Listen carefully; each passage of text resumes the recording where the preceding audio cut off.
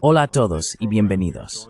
En el programa de hoy nos acompaña Einar Tangen, investigador principal en el Taipei Institute y también fundador y presidente de Asia Narratives. Así que bienvenido. Es un placer tenerle en el programa.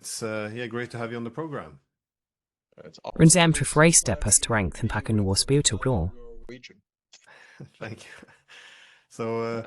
Gracias. Bien, sobre esto, eres sí, mitad noruego y mitad coreano, pero naciste en Washington y ahora has residido en Pekín, creo, durante los últimos 20 años o así. ¿Es correcto? Culpable, más o menos un tercio de mi vida. Así que, bueno, eso te da una perspectiva muy interesante, especialmente sobre las tensiones y conflictos económicos actuales entre Estados Unidos y China, ya que puedes considerar ambos lugares como tu hogar. Ahora, vemos que a menudo las discusiones sobre el auge de China acaban atrapadas en clichés, como la afirmación común de que Estados Unidos innova y China replica. Me preocupa que a menudo terminamos engañándonos a nosotros mismos, para nuestro propio perjuicio, al negarnos a ver el mundo tal como es realmente. Así que supongo que, ¿cómo explicarías el desarrollo económico de China ahora, que por supuesto ha pasado por muchas etapas muy diferentes, ya que la China de 2025 no es la de 2010? ¿Cómo podemos entender mejor el desarrollo económico de China, hacia dónde se dirige y también sus desafíos?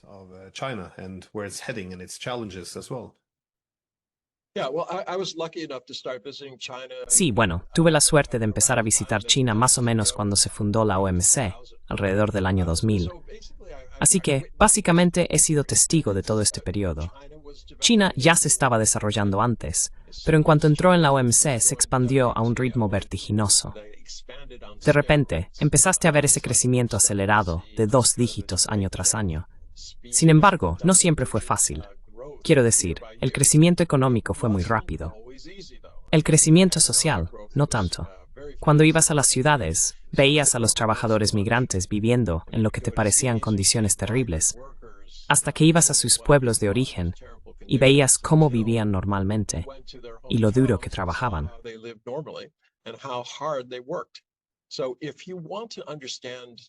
Así que si quieres entender cómo China llegó a donde está, un país que no tenía verdaderas reservas monetarias, no tenían recursos. De hecho, de aproximadamente 200 países en el mundo, China está alrededor del número 100 en cuanto a recursos por persona. Así que, realmente, no tenían nada que vender. Entonces, ¿cómo llegaron desde ese punto? No tenían un sistema económico maduro, no tenían bancos, no tenían compañías de seguros. La práctica del derecho era prácticamente inexistente. Lo sé, porque yo era abogado y hablaba con abogados aquí. Y había sido banquero de inversión, así que también hablaba con lo que aquí se consideraba gente del sector financiero. Así que no tenían una economía moderna.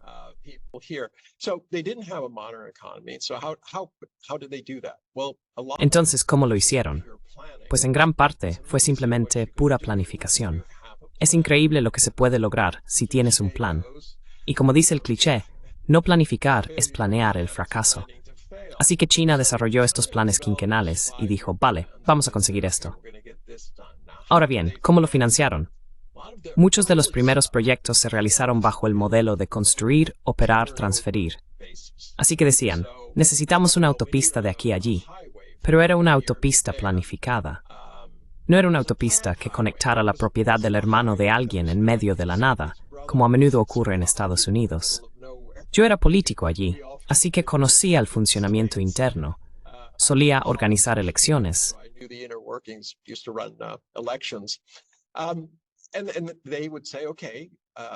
Y decían, vale, vamos a estar en el mismo lado de la mesa.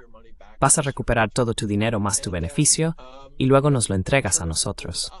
Y hay, lo sé, bastantes personas que se hicieron muy ricas, incluyendo a mucha gente en Hong Kong que hacía esto. Podían hablar al menos parte del idioma y cosas así, y pudieron hacerlo. Así que China lo ha conseguido a base de trabajo duro, increíblemente duro. Veo a gente trabajando jornadas agotadoras de 12 o 14 horas. Me dan pena, pero cuando hablas con ellos te dicen, oye, me pagan. Estas son personas que conocí que decían, mira, antes comía carne una vez al año, literalmente.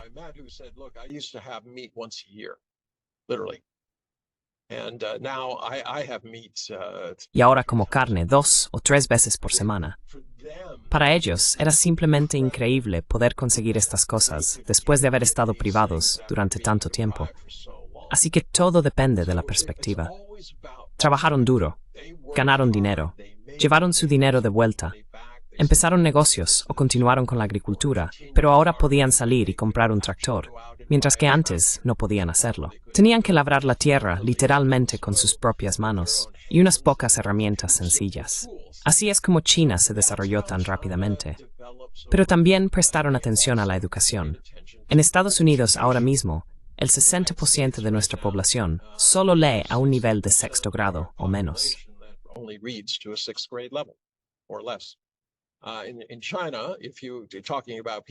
En China, si hablamos de personas menores de 45 años, la tasa de alfabetización es del 99% y a un nivel bastante alto. Así que quiero decir, realmente se trata de lo que hace tu gobierno para ayudar a que la sociedad avance. En 1971, el 61% de la población de Estados Unidos estaba clasificada como clase media.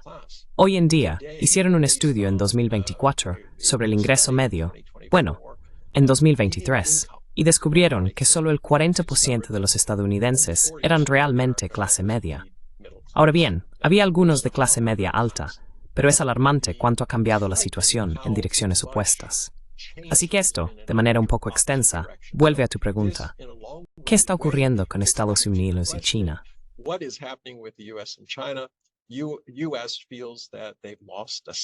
Estados Unidos siente que ha perdido terreno.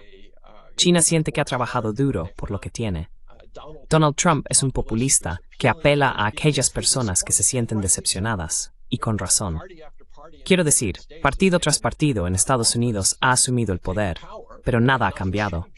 El déficit sigue creciendo. La gente no recibe una mejor educación.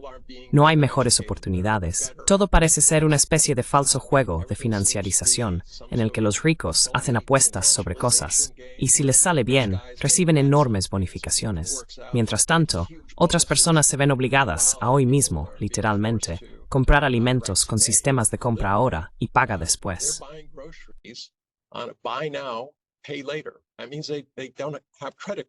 Eso significa que no tienen acceso a una tarjeta de crédito por la razón que sea. La han perdido o la han agotado y están desesperados. Cuando compras comida y dices, te pagaré con un préstamo de día de pago, que va a sumar alrededor de un 500% de interés en un año, significa que estás desesperado. Así que China ha cambiado, Estados Unidos ha cambiado. La fricción derivada de ese cambio es lo que estamos viendo hoy aquí. Desafortunadamente, Donald Trump cree que la solución es volver al pasado, que reindustrializar América en un momento en que estamos atravesando una revolución digital es la respuesta. En mi opinión, la revolución digital es equivalente a la revolución industrial. Hay tantas cosas que van a cambiar.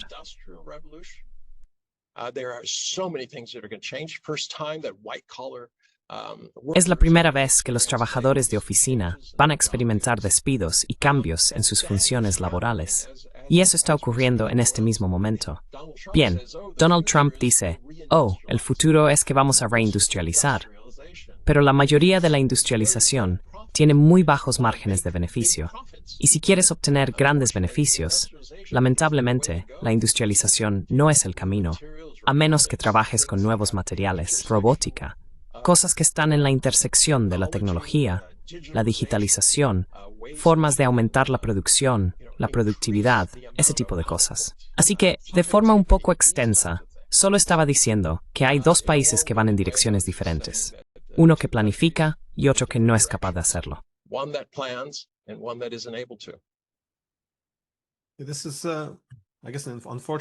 Esto es, supongo, un desarrollo desafortunado del nacionalismo en Estados Unidos. Ahora bien, el nacionalismo no es del todo malo. Tiene un buen propósito de unificar al grupo. Pero lo que siempre fue un poco único del nacionalismo estadounidense era que siempre era muy optimista. Es decir, a menudo el nacionalismo tiende a centrarse en reconocer cuándo fue nuestra era dorada, quién nos la quitó y quiénes son nuestros adversarios. Pero Estados Unidos, porque siempre fue de fortaleza en fortaleza, solía tener un nacionalismo positivo, asumiendo que el mañana sería mejor que hoy. Pero ahora, por supuesto, vemos que han caído un poco más, supongo, en la versión europea, si se quiere, donde miramos atrás y decimos, éramos los mejores. ¿Qué pasó? Los chinos nos lo quitaron.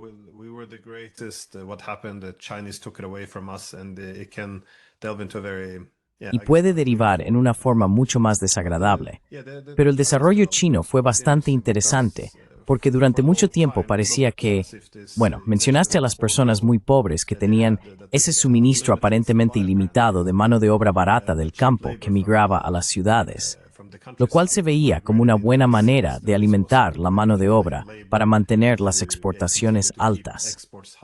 Esto se utilizó para ahorrar dinero, acumular reservas extranjeras y también trasladar fábricas de todo el mundo a China. Pero al mismo tiempo, como dijiste, no malgastaron ese dinero. La idea de Max Weber sobre la moralidad capitalista de los protestantes señalaba precisamente que hay que reinvertir. Y se ve que ellos reinvirtieron esto en la gente, pero también, por supuesto, en tecnología. Así que el desarrollo económico ha cambiado un poco.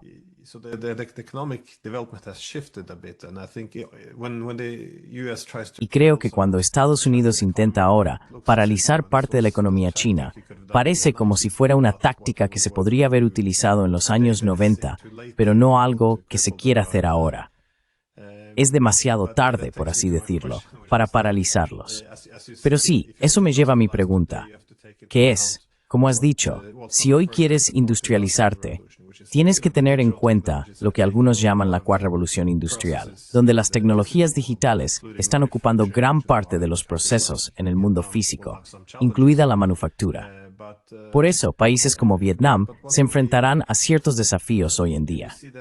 Pero ¿ves que los esfuerzos estadounidenses por paralizar la economía china puedan volverse en su contra?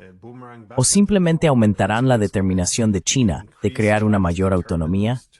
¿Hacia dónde crees que va esta guerra económica?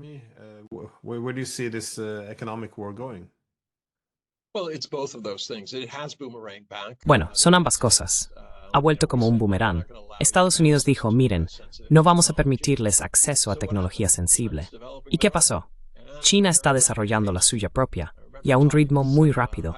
Recuerdo haber hablado con algunos altos ejecutivos y decían, no, China está 10, 15 años por detrás. Nunca nos alcanzarán. Y sabes, Glenn, odio decir esto, pero era racismo. Quiero decir, yo estaba en Estados Unidos. Era el asiático de mayor rango en mi estado. Y solía escuchar todo tipo de tonterías que puedas imaginar. Yo decía, saben, un buen porcentaje de sus profesores son asiáticos. ¿Cómo es que solo hay un asiático en la administración de estas 26 universidades y colegios, dado que el 10 o 15% de ellos eran asiáticos? Y eran considerados relativamente valiosos, quiero decir, eran muy apreciados.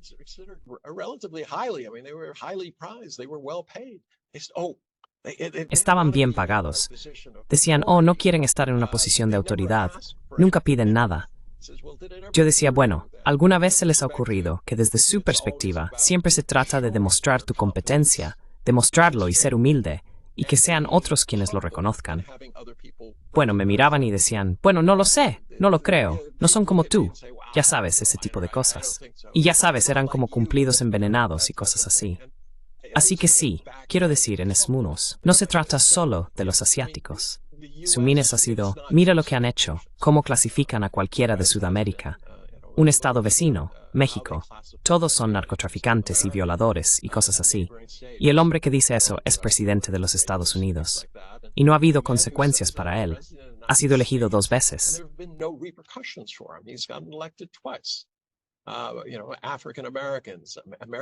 Sabes, los afroamericanos, los nativos americanos. Ya sabes, nosotros en América somos un imperio. Todo lo que tenemos se lo hemos quitado a otras personas.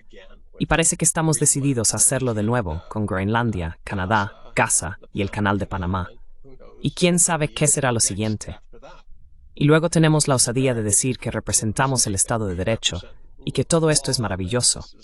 En realidad, no debería decir eso, porque ya no es así. Y Donald Trump ni siquiera pretende creer en, o querer asociarse con, las instituciones internacionales, el Estado de Derecho o los tratados. Nada de eso importa. Lo único que importa es la ley de la selva. Soy más grande que tú. Puedo tomar lo que quiera. Así que, en este momento, es realmente difícil ver cómo va a salir esto. Estados Unidos ha adoptado lo que yo llamo la defensa Tonya Harding.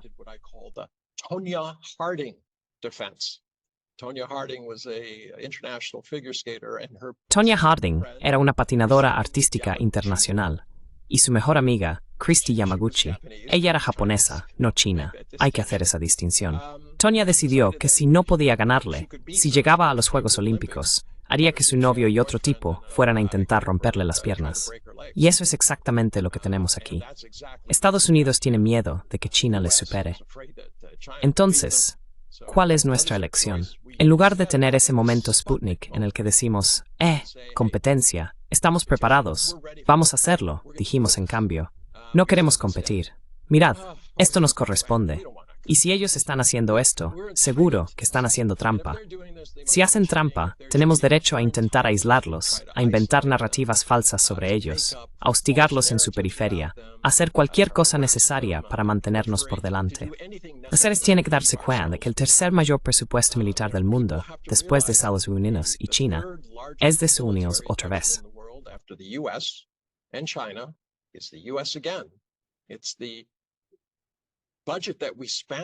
Es el presupuesto que gastamos en espionaje y desinformación. Es enorme, desde luego, y de eso ya sabes, no hablamos. Pero constantemente acusamos a otros de espiarnos, cuando de hecho somos la principal agencia de espionaje del mundo.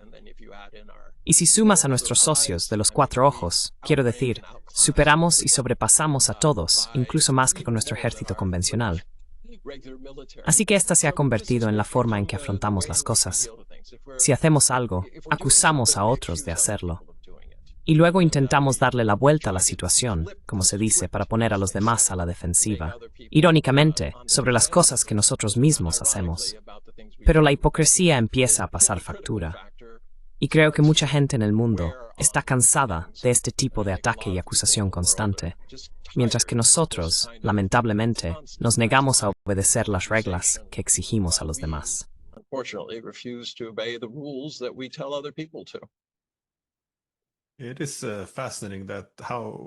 Es fascinante que exista un presupuesto de $1.000 millones para influir en la cobertura mediática sobre China. Y todo esto, por supuesto, ocurre en un momento en el que Estados Unidos, es un buen momento para aplicar políticas industriales muy fuertes o contundentes. Pensé que el momento del Mar Profundo sería el momento Sputnik para que Estados Unidos volviera a ponerse manos a la obra, por así decirlo. Pero realmente no sucedió. Mencionaste la utilización de la tecnología como arma, los semiconductores. Pero por supuesto también vemos en cierta medida la utilización del sistema bancario y la moneda como armas.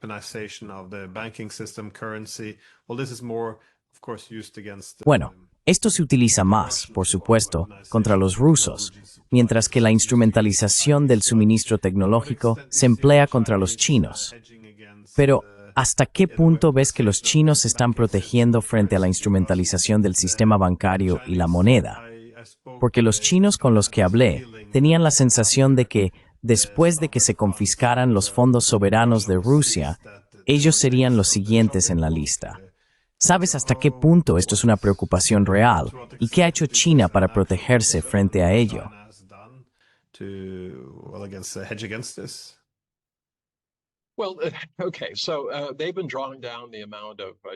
Vale. Han estado reduciendo la cantidad de bonos del tesoro que realmente poseen desde hace bastante tiempo. Pero lo que ves en la superficie no es todo. Hay bancos en el sector privado, instituciones chinas que mantienen depósitos en Estados Unidos, porque siempre se consideró seguro. La posición oficial de China es que mantendrá suficientes fondos para poder facilitar el comercio, para que no tengas que estar constantemente vendiendo y comprando dólares y cosas así, para que puedas facilitar el comercio. Y obviamente, hay un gran beneficio económico para China en términos de la balanza comercial y cosas por el estilo. Pero esta es un área muy peligrosa para Estados Unidos. Cuanto más utilicemos SWIFT, el sistema de compensación interbancaria, como un arma, y básicamente lo usemos como un instrumento contundente de nuestra política exterior, no solo contra Rusia.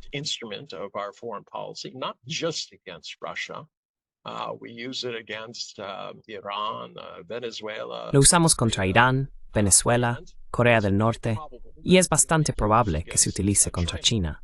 Pero eso plantea un dilema. Estados Unidos, si echas un vistazo al mundo hace 20 años, digamos 30 años, y miras los países que tenían relaciones comerciales primarias con Estados Unidos, verías todo azul, si el azul fuera el color. Si lo miras hoy, y el rojo es el color de China, el mundo es todo rojo, con solo algunas manchas azules aquí y allá. Así que China ha estado haciendo intercambios de divisas. Se están preparando para eso. Han comprado mucho oro. Pero también han hecho algo que me parece muy inteligente. Hace unos meses, emitieron bonos en Arabia Saudí. Los bonos estaban respaldados por bonos del Tesoro estadounidense que ellos poseían.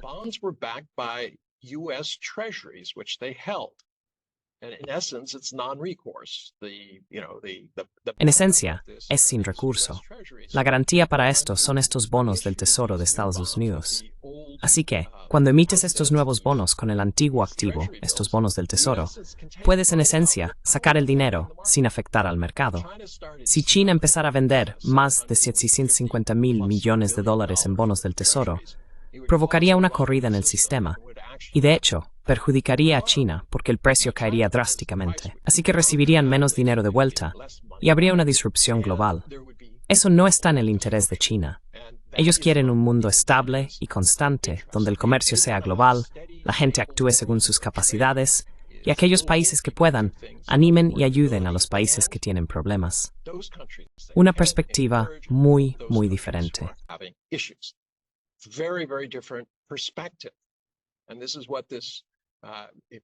Y esto es lo que ocurre. En China, está bien decir mundo multipolar, como si fuera algo positivo. Puede ser algo bueno si existe un entendimiento y acuerdos básicos de que los países necesitan seguridad, que necesitan un camino hacia el desarrollo, que necesitan ser respetados.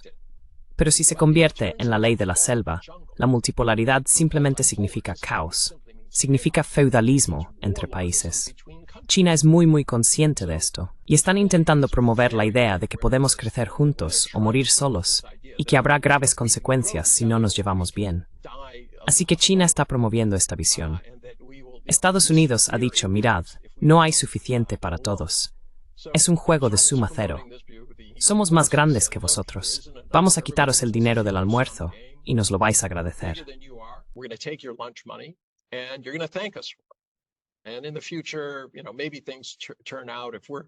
Y en el futuro, tal vez las cosas salgan bien. Si estamos gordos y felices, quizá algo os llegue a vosotros. No sé si eso funcionó. Eso era algo que Ronald Reagan solía vender. En realidad, no lo creo. No era mi héroe, pero era interesante. Él fue quien... ¿Sabes que fue él quien habló de esa ciudad resplandeciente en la colina? ¿Lo recuerdas? Sí. Bueno, lo interesante es que antes de eso, tenías a alguien como Richard Nixon, y por supuesto, a su secretario de Estado, Henry Kissinger. Henry fue responsable de asesinar a presidentes sudamericanos, elegidos democráticamente, de intentar matar a Castro, de la bahía de cochinos, de todo eso. Y luego pasas al sudeste asiático y a las cosas que hicieron en África.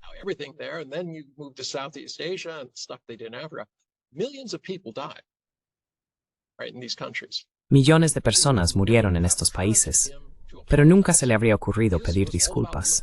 Su enfoque era puramente de realpolitik. Los países poderosos son poderosos mientras utilicen su poder para mantener ese poder. Por ejemplo, si alguien te mira raro, matas a todos sus familiares solo para mostrarle que no debe mirarte raro. Es simplemente la ley de la selva. Yo estoy arriba, tú estás abajo. Yo Tarzán, tú Cheetah, ¿verdad? Pero luego llega Reagan y, casualmente, recuerda, su gabinete aún ostenta el récord de secretarios de gabinete más imputados y condenados. Y dice, oh, Estados Unidos es esa ciudad resplandeciente en la colina. Bueno, esa luz viene de algún sitio.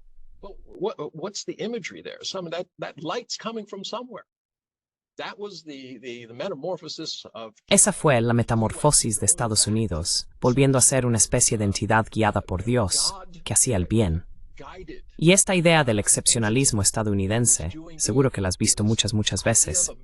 Esta idea de que, bueno, ya sabes, para hacer tortillas hay que romper huevos.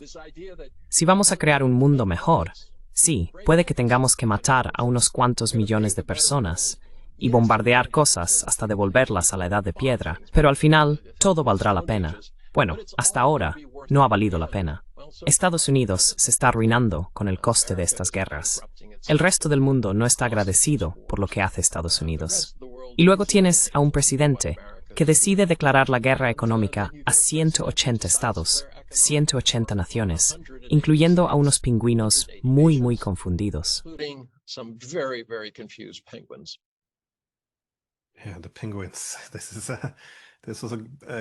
Sí, los pingüinos. Esto fue un buen indicio de que no hicieron bien los deberes. Creo que la Guerra Fría generó problemas adicionales para Occidente, porque cuando todo era tan blanco o negro, la idea era que había que dominar para que los buenos valores y el buen sistema de gobierno sobrevivieran. Y por supuesto, creo que la democracia occidental y el capitalismo eran mejores que el comunismo soviético. Pero el problema es que, cuando un hegemón está respaldado por la ideología de esta manera, los fines tienden a legitimar cualquier medio. Y con el tiempo, vemos lo mismo ahora en Europa.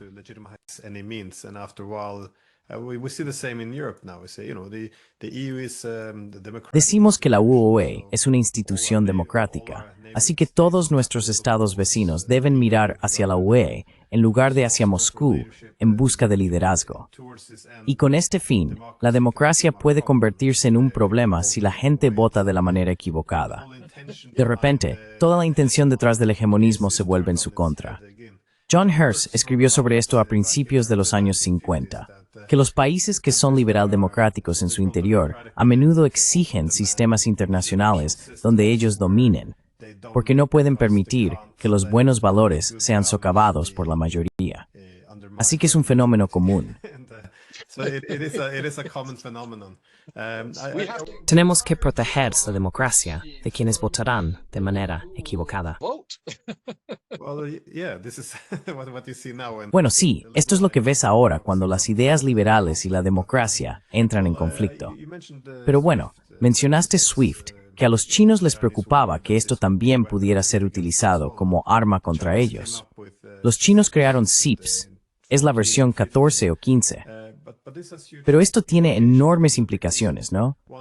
Porque con SWIFT, cuando tienes una visión general de todas las transacciones bancarias que se realizan, permite muchas sanciones extraterritoriales. Si Estados Unidos tiene alguna legislación interna, otros países tienen que seguirla. Pero además, los estadounidenses tenían mucha información. Todo el mundo comerciaba con todo el mundo.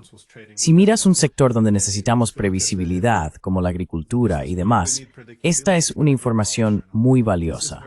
Pero ¿hasta qué punto está Estados Unidos asumiendo los costes de perder el control sobre esta clave, supongo, el control administrativo sobre la economía internacional?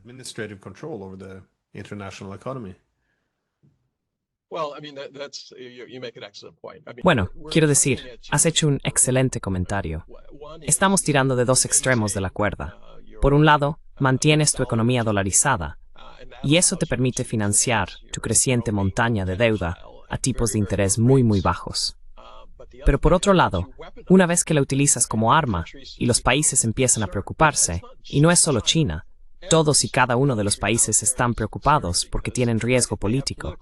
Si mañana hay una democracia, podrían tener un gobierno de izquierdas y Estados Unidos intervendría y se llevaría todo. ¿Por qué? Porque podemos. Esa no es la base de un sistema monetario sólido. No puedo obligarte a mantener lo que yo tengo.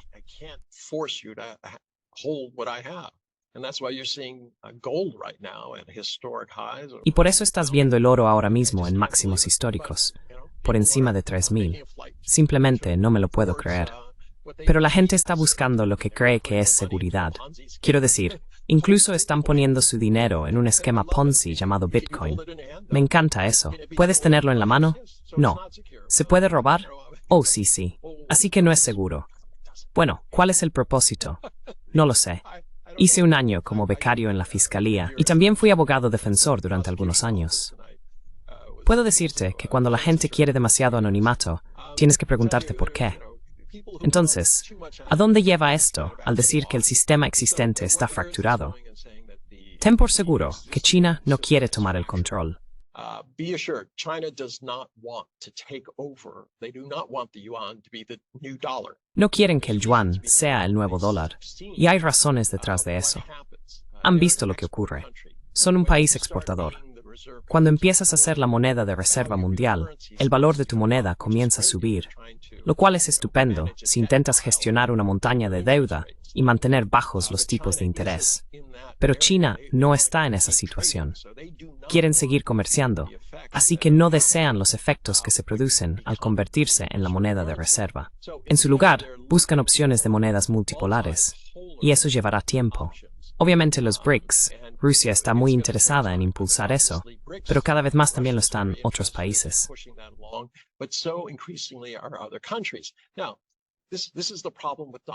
Ahora, este es el problema con Donald Trump. Dice que quiere mantener la hegemonía estadounidense. Eso está muy bien, salvo que lo que está haciendo es socavar lo poco que nos queda. Quiero decir, nadie está realmente contento con nosotros en el extranjero, y ahora estamos debilitando nuestra propia moneda. Eso no es una buena idea. No va a acabar bien. Es decir, la razón por la que entró en pánico y puso la suspensión de 90 días es porque vio lo que estaba ocurriendo con los rendimientos de los bonos, que están subiendo. Esto no es algo bueno. El dólar se estaba desplomando. Ha caído un 9% desde que asumió el cargo. El mercado se ha desplomado. Estamos en territorio de corrección, alrededor del 20%. Y tienes esta situación en la que ya sabes qué va a pasar después.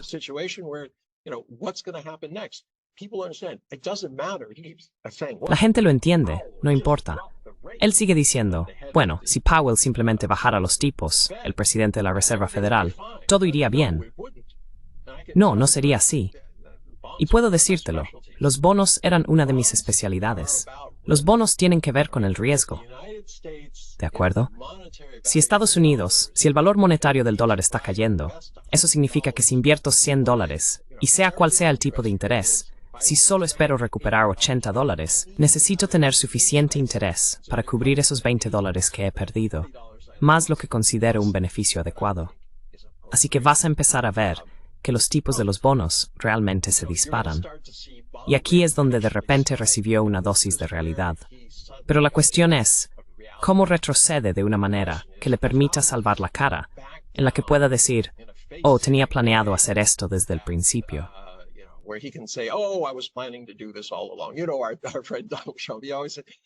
Sabes, nuestro amigo Donald Trump siempre decía que siempre había una razón por la que hacía algo.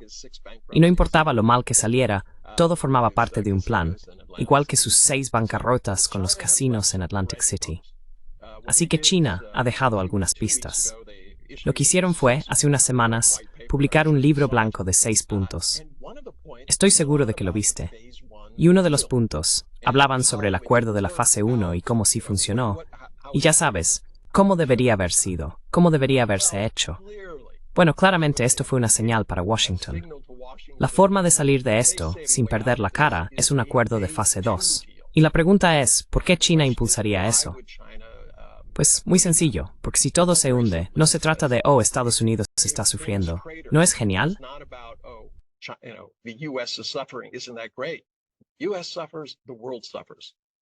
Estados Unidos sufre, el mundo sufre. Nos dirigimos hacia una recesión. La pregunta es, ¿terminaremos en una depresión? China no quiere una depresión, así que hay que ser adulto, hay que hacer lo necesario, y ellos actuaron en consecuencia.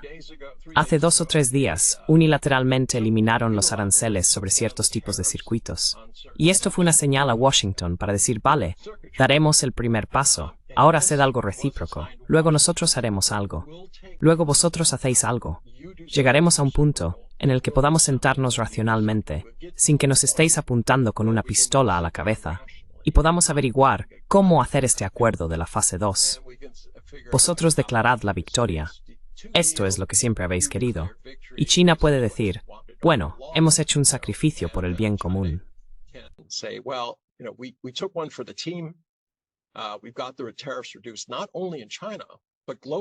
Hemos conseguido reducir los aranceles, no solo en China, sino a nivel global. Y si eso ocurre, la posición de China se eleva. Han hecho frente al matón del patio, y han hecho algo en nombre de todos los que están en el patio, en lugar de decir, voy a hacer esto por mí porque me interesa. Solo tienen intereses, no hay nada más. Quiero decir, no sé tú, Glenn, pero a mí realmente no me gusta esa idea de que los países no tienen amigos, solo intereses. Esa es la ley de la selva, ¿verdad? Y eso es un terreno resbaladizo. Una vez que tomas ese camino, básicamente estás dispuesto a hacer casi cualquier cosa, porque puedes justificarlo, como el excepcionalismo estadounidense, como el secretario de Estado Kissinger. Y no creo que ese sea el futuro. Espero que no lo sea.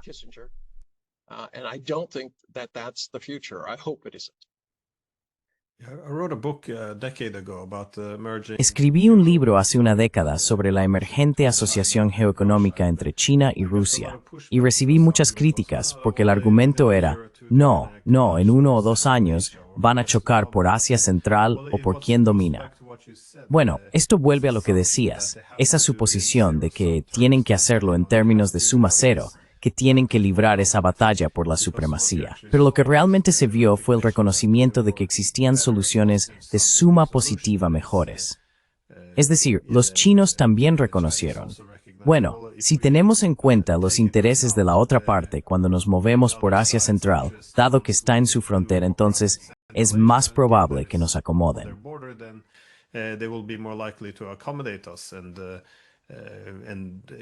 Ninguna de estas expectativas se cumplió como se anticipaba. En cambio, evitaron esta lucha por la supremacía. En Washington, existe la suposición de que estamos de nuevo en una guerra fría. Uno se derrumbará, el otro se llevará el premio y se convertirá en dominante, pero ya no hay un camino claro hacia la hegemonía. Hay demasiadas potencias importantes y no siempre es del interés de nadie impulsar con tanta fuerza una dinámica de suma cero. De hecho, lo que ha hecho que los rusos se sientan cómodos conviviendo con una China mucho más poderosa es precisamente que los chinos no exigen dictar lo que ocurre, por ejemplo, en Asia Central.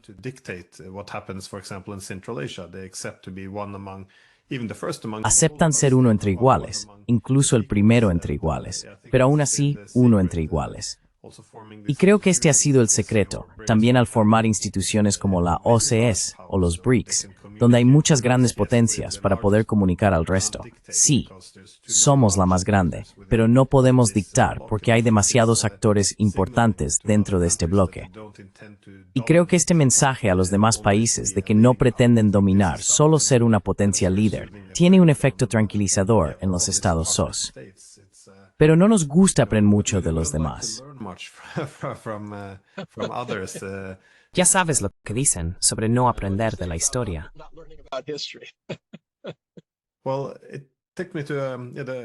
Bueno, eso me lleva al último punto sobre la guerra económica, porque a menudo esto tiene que ver con los semiconductores, el sistema bancario. Toda esta guerra económica es, en gran medida, iniciada por Estados Unidos, pero suele tener un efecto boomerang. Pero a menudo olvidamos que los chinos también tienen capacidad de represalia. Un área en la que los chinos parecen dominar es, sin duda, la de los minerales de tierras raras. De nuevo, ellos se encargan de la extracción, ellos hacen el procesamiento. Esto no puede ser simplemente reemplazado ni siquiera en la próxima década. Entonces, ¿hasta qué punto dominan los chinos en estos metales de tierras raras y cuál es su relevancia real?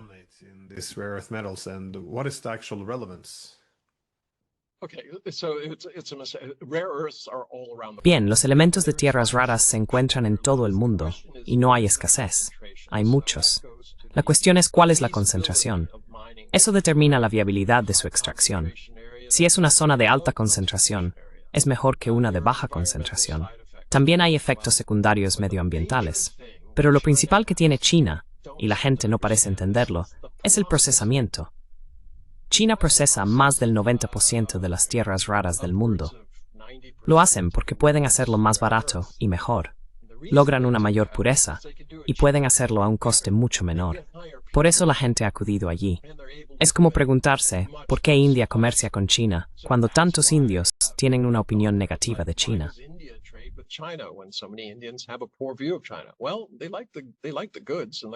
Bueno, Les gustan los productos y el precio, ¿no? Es un sistema de mercado. Así que ahí es donde está China. Hablé con personas del sector de tierras raras fuera de China y les pregunté, ¿dónde está China? Dijeron que nos lleva entre 10 y 15 años de ventaja en cuanto a procesamiento. Tienen las minas existentes, así que pueden hacer estas cosas. Ahora mismo, estamos entre la espada y la pared. Podemos hablar de desarrollar minas y de la logística necesaria para llevar esto a cabo. Pero ¿qué hacemos durante los próximos 2 años? ¿Se queda todo en pausa? Ahora China está empezando a tomar medidas contra Corea del Sur, que actuaba como intermediario. El consumo de tierras raras aumentó un 113% en un año. Déjame pensar en eso. Así que...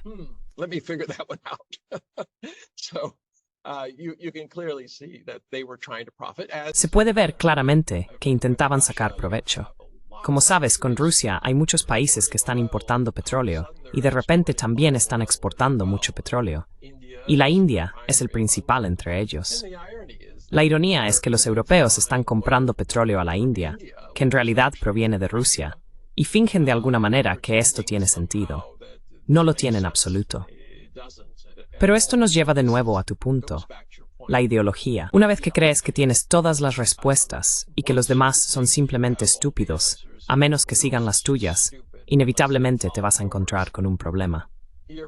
La gente no ha podido ser encasillada a lo largo de la historia registrada. Hemos tenido grupos como Genghis Khan, que lo tomaron por la fuerza, los romanos que decían, bueno, lógicamente, todo el mundo quiere lo que nosotros tenemos. Os damos agua corriente, las carreteras, cosas así.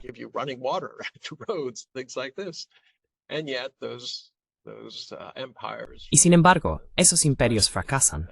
Y la cuestión no es que Estados Unidos vaya a fracasar mañana. Tenemos muchos recursos. Todavía tenemos buena gente. Puede que vengan de otros lugares, pero en la medida en que se queden en Estados Unidos pueden impulsar gran parte de nuestra innovación. Pero nos estamos debilitando, y desafortunadamente estamos debilitando al mundo. Y con Rusia y China, quiero decir, el problema aquí es que hay tensiones, las ha habido en el pasado y cosas así. Pero las cosas han cambiado. La idea de intentar conseguir más territorio no atrae a nadie.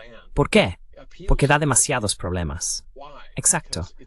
Los agricultores chinos en realidad están trabajando en Rusia y están pagando buen dinero a los terratenientes rusos y están produciendo cosas. Rusia es el país con más recursos del mundo.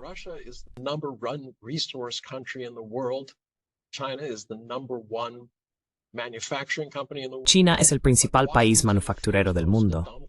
Lo que más teme Washington, y Donald Trump lo dijo durante la campaña electoral, es que China y Rusia juntas sean invencibles y que eclipsen a Estados Unidos. Recuerdo haber tenido una conversación con Vladimir Yakunin. Él solía dirigir el sistema ferroviario ruso y era muy cercano a Putin. Después de un rato de discusión entre algunos chinos y él, se mostró muy contundente diciendo, «Vale, esto es lo que quiero lograr. ¿Es posible?» La parte china estaba dibujando un gran círculo, donde pensaban que tal vez había algún acuerdo, pero no hablaban directamente sobre ello. Intenté explicar a ambas partes. Aquí hay un malentendido cultural.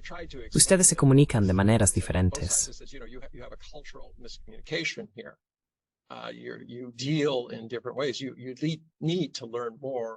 Necesitáis conoceros mejor, no solo en cuanto al idioma, sino también en la forma en que abordáis las cosas, en cómo las veis. Una vez que sabes cómo otra persona ve las cosas, quiero decir, es la primera regla de los negocios. Si quiero tener éxito, tengo que entender a mi cliente, ¿de acuerdo? Tengo que entender a mis proveedores. Tengo que entender todo sobre mi negocio para eliminar riesgos. Y es lo mismo para China y Rusia. Necesitan conocerse mejor, a pesar de tener una larga historia, una frontera compartida y todo eso. Pero Rusia y China lo entienden. Rusia busca seguridad. Se les garantizó seguridad cuando la Unión Soviética colapsó y se les dijo, ni una pulgada entrarían en las antiguas áreas soviéticas. Y eso lo dijo Howard Baker. Era un peso pesado.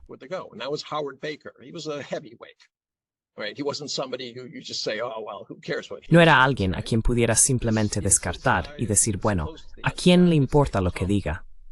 ¿Verdad? Este es un tipo que está tan dentro como se puede estar. Hizo esa declaración. quedó grabada. Y de repente aparecen estos listillos diciendo, bueno, no lo pusieron por escrito, así que no cuenta. Bueno, no contaría en ningún sitio, aunque estuviera por escrito, porque no existe una agencia de cumplimiento cuando se trata de naciones. Tienen que respetarse mutuamente. Tienen que tratarse con honestidad. Ahí es donde se pone interesante y me enfada, porque tienes que tener amistad y confianza. Eso se construye durante años, pero se puede perder fácilmente en cuestión de segundos.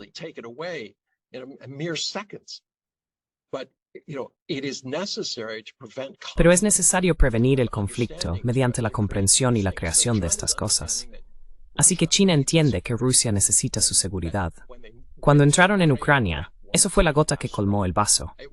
No era una cuestión para nadie. Nadie en Occidente tenía ninguna ambigüedad al respecto.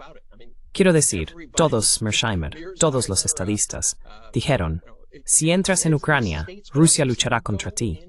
Lucharán porque has violado todas las promesas que has hecho. No tienen motivos para creer que no pondrás misiles, que están a 5 minutos de Moscú allí. Quiero decir, nosotros estuvimos a punto de iniciar una guerra nuclear porque iban a poner misiles nucleares en Cuba.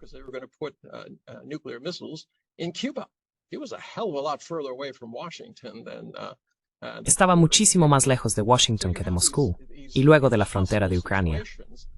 Así que te encuentras con estas situaciones imposibles. Pero China entiende que Rusia quiere seguridad. No quieren más territorio. No necesitan más recursos. Ya tienen todos los recursos que necesitan. Simplemente no quieren verse rodeados por una entidad hostil. Estados Unidos, que está decidido a asegurarse de que no se levanten. Y China comparte la misma preocupación. Veo todo lo que hace Estados Unidos con sus narrativas falsas sobre Xinjiang, Tíbet, Hong Kong, Taiwán, toda la injerencia que existe. Y saben que todo esto se utiliza simplemente para intentar desviar a China de su proceso de desarrollo. Así que sí, Estados Unidos es un actor rebelde e impredecible. Y no lo digo a la ligera. Pero cuando miras las pruebas, no sé qué otra cosa podrías decir.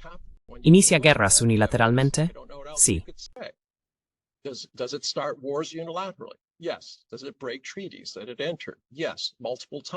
¿Rompe tratados en los que ha entrado? Sí, varias veces.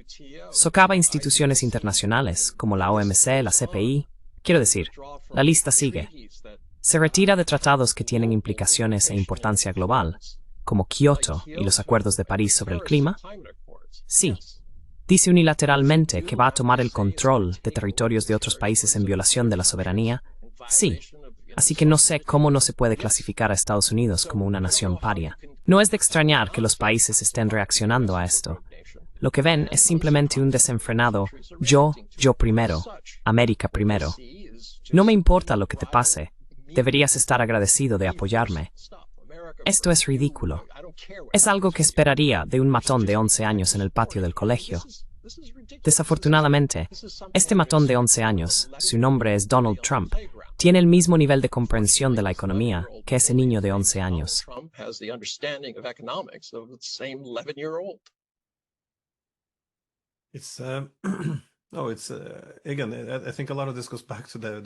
De nuevo, creo que mucho de esto se remonta a soluciones de suma positiva.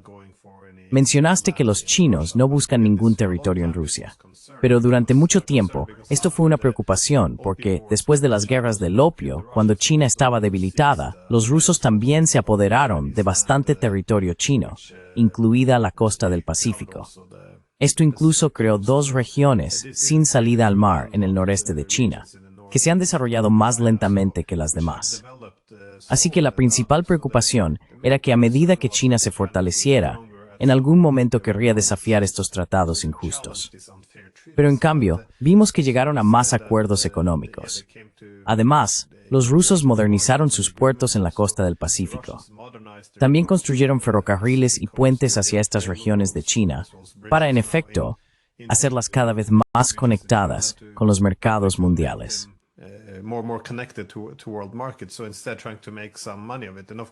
Así que en su lugar, están intentando sacar algo de dinero de ello.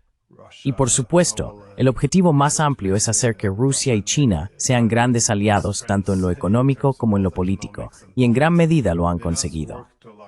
Mencionaste a Vladimir Yakunin. Sí, él ascendió en las filas junto a Putin.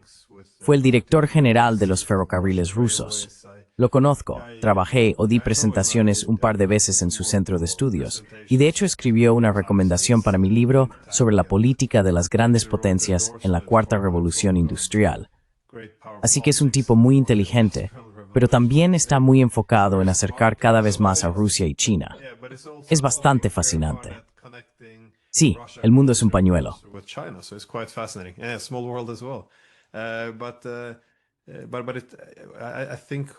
Pero creo que a menudo pasamos por alto estas soluciones, porque en Europa todo es o a favor de esto o a favor de aquello. Y suelo decir que soy muy pro-Ucrania. Por eso siempre dije que si amenazas con la expansión de la OTAN, Rusia la destruirá. Pero es muy difícil porque dicen, bueno, si eres pro-Ucrania, entonces tienes que estar a favor de la expansión de la OTAN. Pero todo el argumento es que no mejoras tu seguridad ignorando la seguridad de tus oponentes. No tiene sentido. Mi última pregunta es, si los conflictos económicos entre China y Estados Unidos llegaran a militarizarse, ¿ves posible que esto lleve a una guerra por Taiwán? ¿O crees que la acusación de genocidio en Xinjiang llegará a alguna parte? ¿O esto ya se está apagando?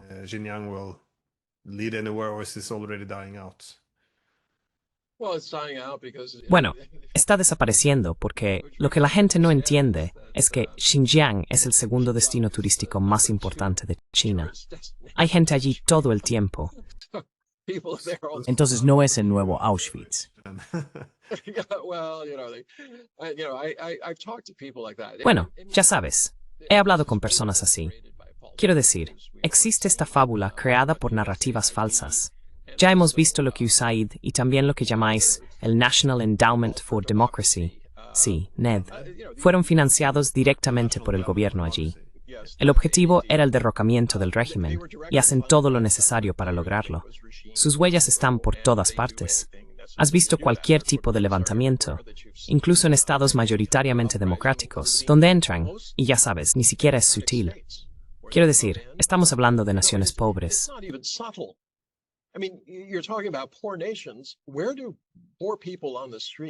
¿De dónde sacan las personas pobres en la calle el dinero para carteles brillantes que están hechos y impresos profesionalmente, todos iguales?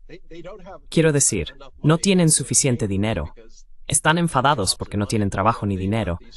Y sin embargo, tienen estas camisetas y carteles recién impresos y todo ese tipo de cosas. Tienen dinero para organización, radios y formas de coordinarse. Y luego están las narrativas falsas que se difunden a través de la prensa. Conozco a muchas personas en la prensa. A lo largo de los años he sido miembro de la, ¿cómo se llama? La Asociación de Periodistas aquí. Es internacional. Y la mayoría de la gente viene sabiendo lo que es China.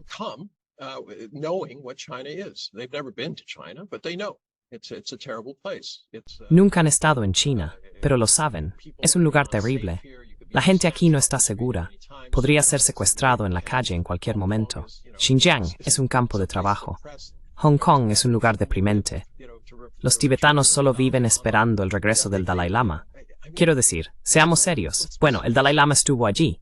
Sí, la gente tiene derecho a sus creencias espirituales. Yo creo en eso. Lo defendería. Pero la idea de que la Iglesia y los nobles allí permitieran que la gente viviera hasta la avanzada edad de 42 años en una pobreza aplastante porque no podían poseer tierras, porque la tierra era propiedad de los nobles o de la Iglesia, eso era servidumbre y era demoledor.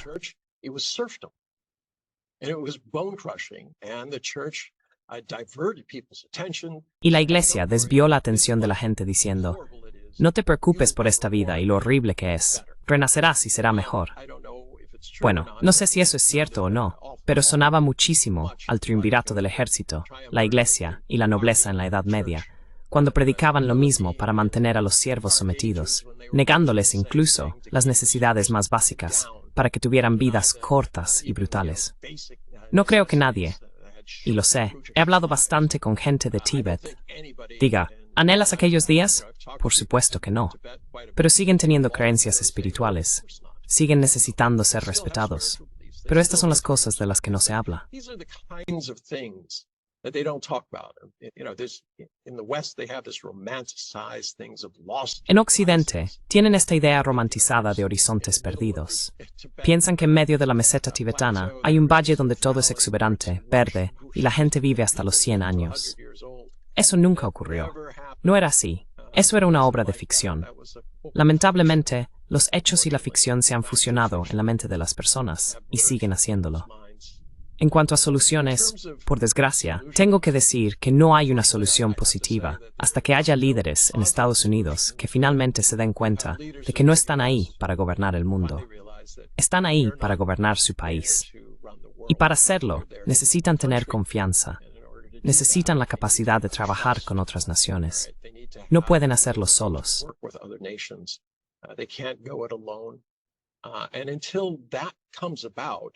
Y hasta que eso ocurra, creo que es casi imposible. No se puede tratar con una nación rebelde. Puedes intentar distraerlos. Puedes intentar retrasar, como está intentando hacer China, esperar a lo siguiente, tener una visión a largo plazo. Pero si esto continúa, sí, podría haber una guerra. No sería una guerra que nadie quisiera, igual que la Primera Guerra Mundial. Sería una guerra que comenzaría por reacciones en cadena debidas a errores y a que la gente simplemente va escalando la situación. Y esa es mi mayor preocupación, especialmente ahora. Esta es una de las razones por las que creo que Pekín está tan preocupado por lo que ocurre en Washington. La última carta que le queda a Washington es la carta militar.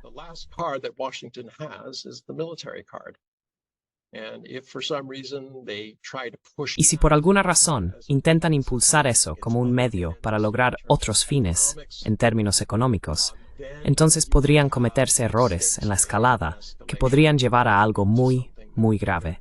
No solo aquí, sino en el resto del mundo. Incluso, mientras hablamos, la situación entre India y Pakistán se está descontrolando. En lugar de perder el tiempo, el mundo debería estar prestando muchísima atención a eso. Debería haber una investigación independiente. Rusia debería estar presente. China debería estar presente. Estados Unidos debería estar presente. India, Pakistán, probablemente Turquía y quizás alguien más de los BRICS, Brasil, vistos como actores que no tienen un propósito político, para establecer cuáles fueron los hechos detrás de este atroz ataque terrorista.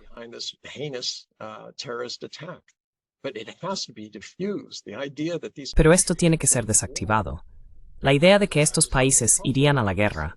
Estuve en un programa y dije, escuchen, por favor, piensen en lo que esto significa para sus países. Pero dense cuenta de que si ustedes dos entran en una guerra nuclear, las consecuencias se extenderían por el resto de Asia, ¿verdad? Y eventualmente llegarían a Estados Unidos y al resto del mundo, de vuelta a ustedes. Las consecuencias serían devastadoras, mucho más allá de cualquier cosa que pudiera ocurrirles a ustedes. Así que, por favor, sé que es algo horrible y que lo están afrontando, pero tienen que pensar un poco a nivel global. No pueden limitarse a pensar, bueno, tengo que dejar clara mi postura. Tengo que demostrar que soy fuerte. Tengo que matar a un montón de gente porque eso lo solucionará todo. Estoy siendo irónico.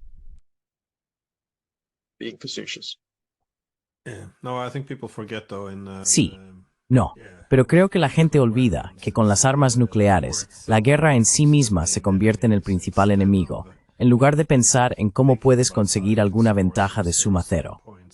En fin, Einar Tangen, muchísimas gracias por ser tan generoso con tu tiempo. Me siento un poco más sabio ahora, así que gracias de nuevo. Siempre es un placer y un honor estar en tu programa, Glenn. Realmente aprecio tu trabajo y te deseo lo mejor. Gracias de nuevo.